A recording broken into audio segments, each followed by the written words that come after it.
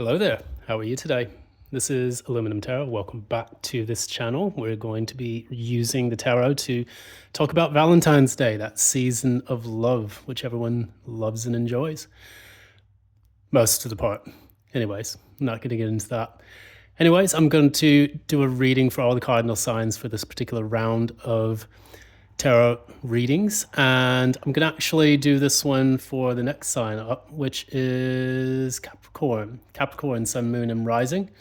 For the month of February 2025, we're going to look into who's going to be coming into your life, no pun intended, for the Valentine's Day season. Hopefully it's going to be some good news. If not, take what resonates, leave out what does not. And that's pretty much it. So if you're new to the channel, welcome aboard. This is my channel, which I use to just blather on about what's taking place within the cosmos using a 78 card deck and its affiliates to talk a little bit about a little bit of synchronicity in this world. If you like what you see here, please be sure to give a like, share, subscribe, ding that notification bell so that you don't miss any updates from future postings. And furthermore, if you like a personal reading with me, one that is in tune with your, well, actually, no, screw that. If you like the channel, support, buy me a coffee, give me a like, thumbs up, whatever. We're going to leave it at that. I think I'm going to give a rest to the readings and such. But that said, let's get into this. I'm going to read for Capricorn, the next cardinal sign up. Let's get started. Capricorn, Sun, Moon, and Rising for the month of February 2025. Capricorn, Sun, Moon, and Rising. Who is the next person to come into Capricorn's life for the holiday Valentine's Day season?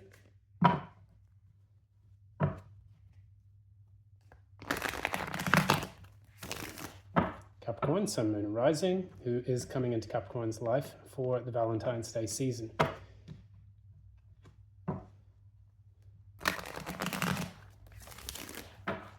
One more.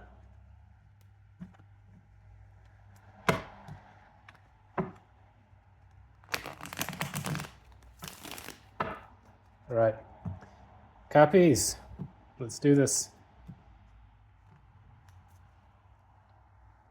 Okay, mutual energy between Capricorn and their person. Oof. Capricorn's thoughts.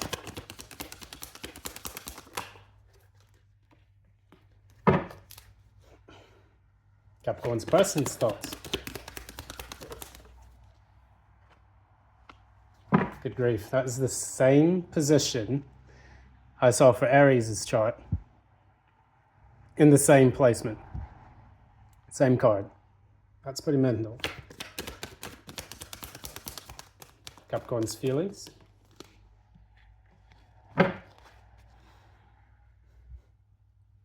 Capricorn's person's feelings.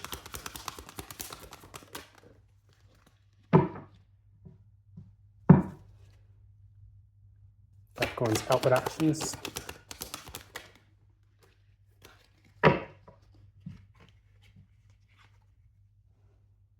Okay. Capricorn's person's actions. The same cards are coming out. This is pretty interesting. If you haven't looked at the Aries sign reading, please do that. A lot of the same cards are coming out on the same side, which is pretty profound considering that this is a 78 card deck and I've shuffled the absolute shit out of these things and it's still not, and they're still coming out the same way.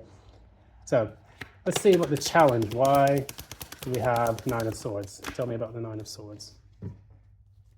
Strength, and what else?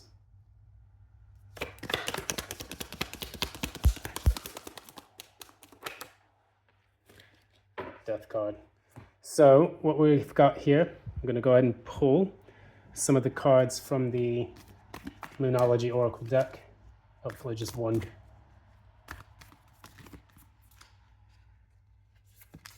Okay. Nothing is yet set in stone. So we're going to go with that message. we talk a little bit about what we see here in the cards. And what we notice here is that at the bottom of the deck, we have the Ten of Swords, which also came out in the last reading. So you are definitely dealing with an Aries, if I'm not mistaken. With that said, we had the Ten of Swords at the bottom of the deck, which means that it's going to follow the Nine of Swords right here, which is at the middle of the mutually shared energy that the two of you have for each other in this particular relationship. So with the Nine of Swords in there, the reason why there's so much mental conflict, anguish, and turmoil is because one or both of you is holding back. That either A, they don't want this relationship to die, or B, they're pining for something from the past that they want to reach back out to. So one or both of you may be experiencing this feeling and are hoping that things don't devolve into a run back to an ex situation, or, feeling kind of hurt and lost because the relationship itself is deteriorating. What we have here is the Four of Swords in the reverse for yours. Clarify the Four of Swords in reverse.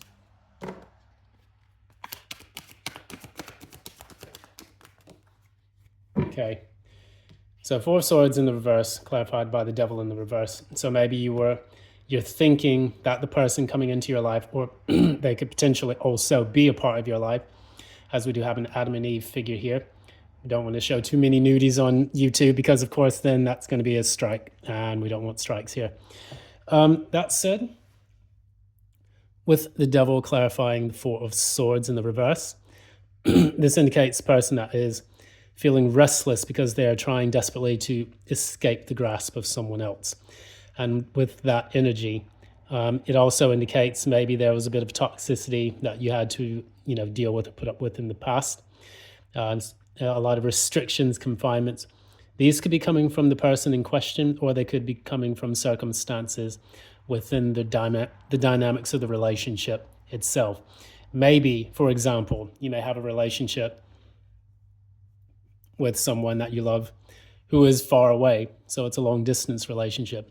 Maybe they have other family, familial obligations that they've got to take care of, or perhaps you may be dealing with someone who has some issues that they need to resolve, like fear and anxiety, naysaying, probably toxic habits and qualities that are causing you to kind of feel burdened by the relationship and tied to it.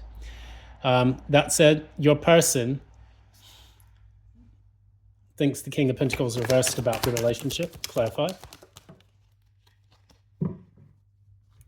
So what they do is they see, when they look at this relationship, they see a person who is also, that's your card, King of Pentacles here, Taurus, Virgo, Capricorn. And then we have the King of Wands clarifying that. So what we have is a person who feels that maybe you've buried yourself in your work to the point where it's almost like it's difficult to contact or to reach out to you. They see that you're chasing a lot of things that you really find important to yourself in your own life. They see you as much of a go-getter type person, and that is actually an admirable quality for them. However, what they are worried about, I don't know why this is popping into my head for some reason, but there may be two people that they're involved with, two male figures.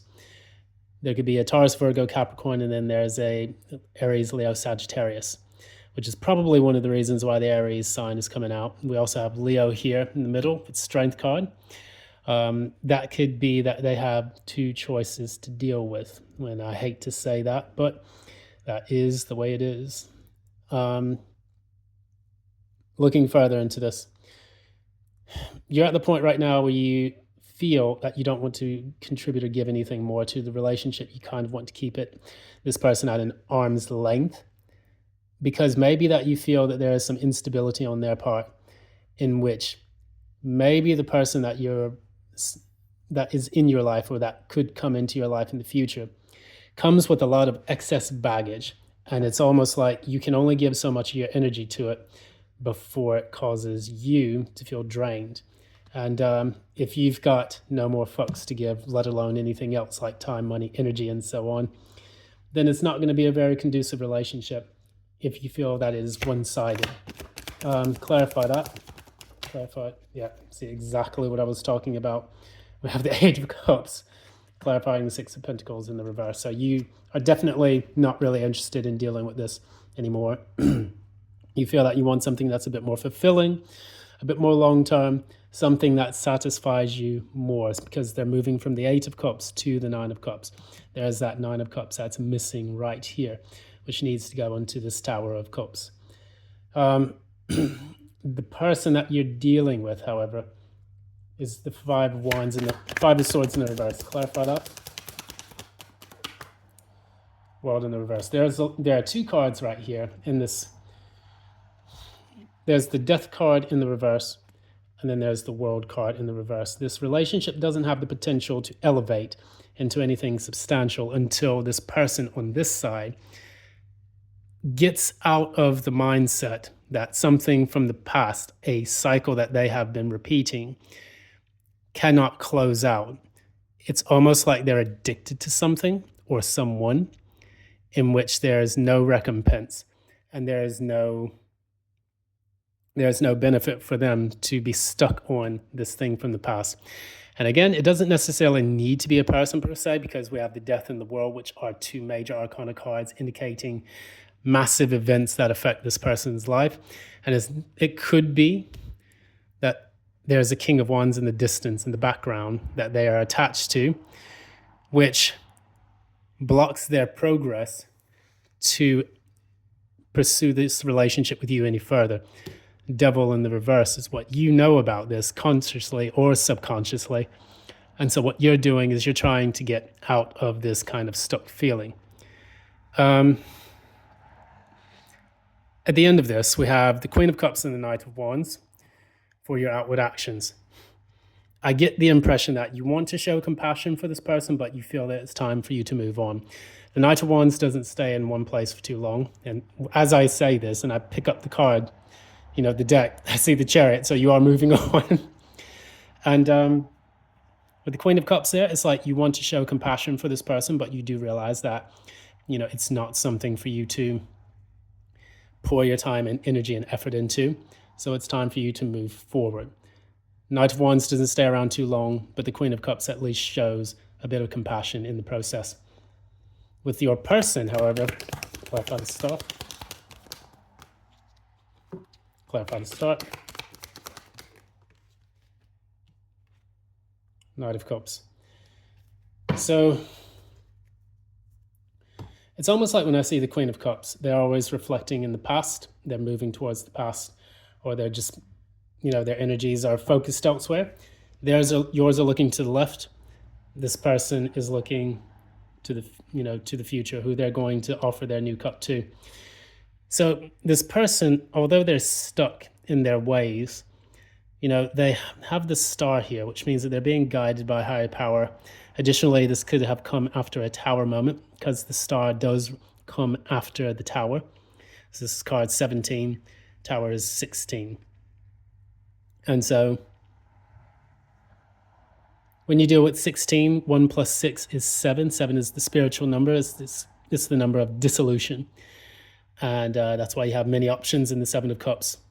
You're fighting back against certain things, dissolving those things in the Seven of Wands. And then the Seven of Pentacles, you're dissolving the idea of what you have put your energy and effort into, whether or not you want to continue working on it or you want to go back to the drawing board. So I see this person almost behaving in a way where they say, maybe we can work this out. They want to be sweet and nice to you. They want to have hope this is going to work. But they're battling some demons in them that don't permit the relationship to be on the right footing. They may have done or said things that come from the subconscious mind, because we do have this Nine of Swords in the, position for the mutual energy, which indicates subconscious stressors, because this person is waking up from their sleep. And with these subconscious ideations, when they wake up, they're faced with reality. So I'm of the mind, it's kind of like when you deal with a person who's got like an addiction. Maybe they're addicted to methamphetamines or something crazy. Um, and they love you, they want to be a part of your life, but they cannot get off of the glass pipe. Um, this could be a person who has a sex addiction, and for the life of them, they can't control the opening and closing of their privates, when they get around other people.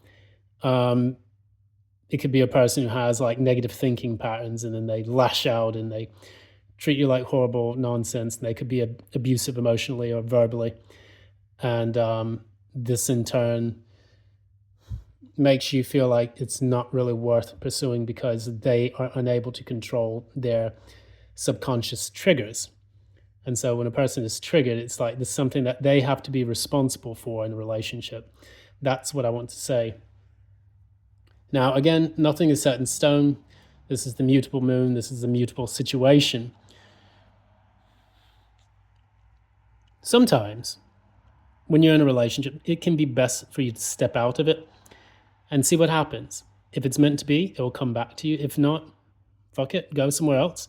You've got plenty of options around you. And if you cultivate an abundance mindset, you will be in that position to move forward with someone who is better suited for you. You have to show the universe like, okay, I don't want to tolerate this. Let me stay open to the possibilities of the future. And I'm not afraid to be alone in the process of doing that. So I think that that's probably the best way forward. I'm going to pull one card here from my Turin deck, which is one of my favorite cities in Italia.